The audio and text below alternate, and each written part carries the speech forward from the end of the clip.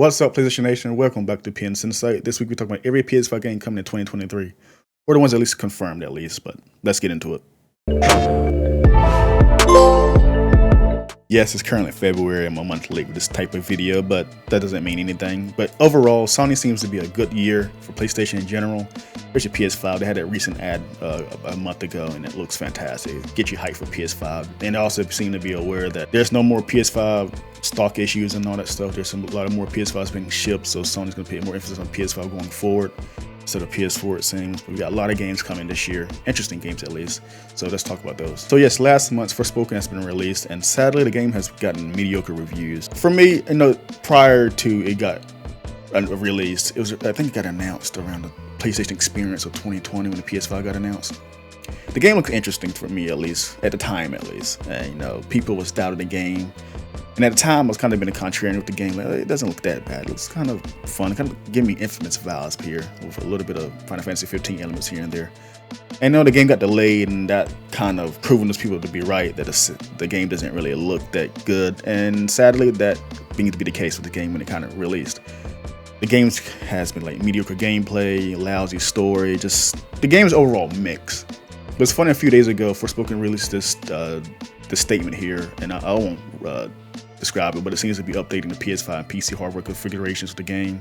Its overall performance of the graphics, playability, and general updates, and overall, it just seems to be improving the game in general. What a weird thing to come out with. I don't know why. You had a delay, but I guess they need more time with this game in general, and they should have just delayed it even more, but I guess Square wanted those numbers, and there's that. Next, we have Season 11 to the Future. So clearly this game is not for me, but the art style looks fantastic. Apparently it's just this woman who goes around the world for a bike, collecting memories and exploring different places and meeting new people. Apparently it's like this, I guess the end of the world is happening or something. I don't know. Before it says here before it gets washed away. And your goal here is just to, like I said before, travel the world, meet people, and explore places and document all the experiences while you can before the world ends. Sounds depressing, but I guess people are into this, so there you go. And since it's February, PSVR 2 is releasing this month, so get hyped for that. So I criticized PSVR in the past. I criticized their games, how they all glorify tech demos.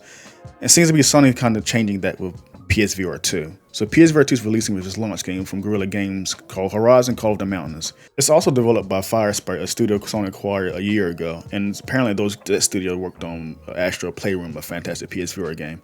But what I was saying before, this VR game looks like a AAA VR title instead of the tech demos I criticized in the past. And it's a Horizon IP, and like I said before, Sony is trying to expand their IPs, and Horizon seems to be the first to do that. Looks interesting enough. The world is Horizon world, and the world's already cool. So to see that in a first-person perspective, in a VR perspective at least, it seems to be very immersive. So I can't wait to play this whenever I get VR. Another PSVR 2 launch title has also been announced as well. It's called Dark Picture Switch VR. It's developed by Supermassive Games. This is a studio that made Until Dawn back in the day, which I loved. Technical-wise, it was kind of terrible, but it was a great game overall. It's kind of like a Telltale game, but it's a horror game at least. And apparently they're making this new horror game, and like I said before, I don't like these tech demos or glorified tech demos on PSVR. This seems to be the case, but horror. You're seeing on a thrill ride, and it seems to be like a roller coaster on wheels type of game. I'm not a fan of those type of games at all, but Supermassive Games has a cult following, and horror fans love horror games. So if you're a horror fan, that's for you. Just for it being a real game, I'm not going to play this whenever I get PSVR 2, sadly. I don't know, I'm just so sick and tired of those games for VR. I want something more immersive than a roller coaster ride, Next is Final Fantasy 16. So originally, I admit I wasn't really hyped for Final Fantasy 16 until its last trailer in the State of Play. This game looks awesome. The aesthetic of it seems to go back to original Final Fantasy series before they transitioned to that cyberpunk look. It's kind of like the medieval look of Final Fantasy, what Final Fantasy used to be from 1 to 6, I believe. And it looks awesome. The scale of epic battles, especially the boss battles here, looks freaking fantastic, and it looks gorgeous overall. I can't wait to play this. This will probably be my JRPG of the year, at least a big one at least. I'm going to put time into. But this game looks awesome. It's coming out this summer, and I can't wait for it. Speaking of Final Fantasy, there's another Final Fantasy title coming out, Final Fantasy VII Reunion, and this is the second part of the remake trilogy. But yes, Final Fantasy VII Reunion is being teased at least for winter of this year. I can see it being delayed to 2024 to like spring 2024, but they said it's winter 2023, so that's why I put in this video. So yes, I love the original Final Fantasy on PS1. I also love the remake that came on PS4 about 2 years ago. Great games, and I can't wait to play this one. It's just a sequel to the game I already love, and it's gonna be more of that. Next is Stellar Blade, and I can't wait for this one. So Stellar Blade caught my eye when it first got announced at I think it got a State of Play or the PlayStation Experience a few years ago. PlayStation Showcase, I'm sorry. It's from a Korean developer called Shift Up, and you know, I'm a fan of Ninja Gaiden, so this game just speaks to me in all levels. The character designs, the action, the world. It feels like a Ninja Gaiden game with a female character, and she looks awesome too, and I really can't wait to play this. I think it's coming out in the summer. It'll be perfect for a summer game, and yes, I play games in the season. This will be the perfect summer game. Cannot wait for play Stellar Blade.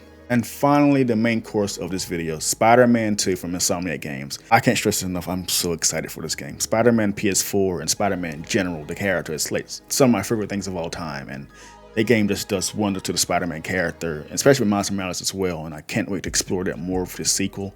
Like I said before in past videos, Insomniac has just been killing it with the PS5 generation. Or Spider-Man PS4 was one of my favorite PS4 games. And see a sequel, like I just cannot wait. The new abilities, the new tech, just the story, just explore this Peter Parker in general. I cannot wait to play this game. And since we got God of War numbers last month, which had 11 million sales, Spider-Man is going to be like way ahead of that. Spider-Man is a huge IP, and it's a PlayStation game. Combine those two elements, and you got one of the greatest achievements in gaming.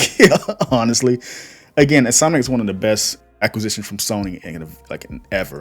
Like they got it for really cheap in terms of like acquisition prices. They got it for fairly cheap, and it paid off so damn well. And Spider-Man 2 is gonna continue to prove that acquisition right. So yes, guys, this is just a quick PS5 2023 games update. Yeah, I'm pretty excited for plenty of the gameplay here for Final Fantasy 7, 16, Stellar Blade, and Spider-Man 2. Most of the games I'm genuinely excited for. As for Horizon Call of the Mountain, I don't know. I want PSVR 2, but I want it just to have it. Does that make sense? Because it's a PlayStation device, and I want to own a PlayStation device, particularly a VR device. I don't have a VR device, so I want to get that for myself. But Horizon Call of the Mountain would be a game I play because it seems to be like a AAA game instead of a glorified tech demo. I know you guys are part of sick of me saying that criticism, but that's how I view VR games. They don't really have that AAA experience to them, and I want that from a VR game. I mean, we pay for this expensive headsets, and I want to have an on rails type of game. No offense to developers who are making those games. You just don't speak to me.